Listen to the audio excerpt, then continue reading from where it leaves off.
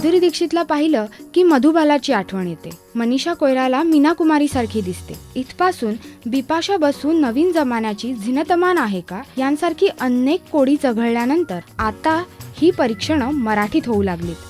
मराठी अभिनेत्री वीणा जामकर उल्लाला गर्ल विद्या बालन हिच्यासारखी दिसते अशी वार्ता सध्या मराठी सिनेसृष्टीत सुरू आहे. पण वीणा सांगते की ही चर्चा तशी फार जुनी आहे. ही खूप सुरुवात पहिल्यापासून झाली. आधी विद्या बालन अगदी नवीन 2-3 सिनेमे आले होते आणि मी तेव्हा 4 दिवस प्रेमाचे नाटक करत होते आणि नाटक स्टेजवर झालं की लोक आत यायचे आणि म्हणायचे की तुम्ही विद्या बालनसारखे दिसता. हे तेव्हापासून सुरू झालं होतं. तेव्हा मला खूप कॅज्युअल वाटत होतं.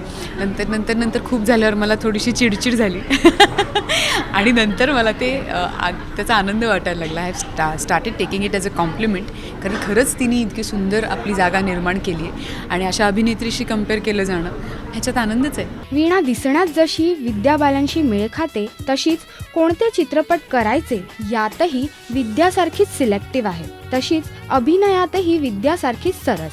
विद्या बालन भारतातल्या आघाडीच्या अभिनेत्रींपैकी एक दर्जेदार अभिनेत्री आणि तिच्याशी होणारी तुलना कोणाला आवडणार नाही. परंतु वीणाला वीणा जामकर म्हणून ओळख बनवायला अधिक आवडेल हे मात्र नक्की.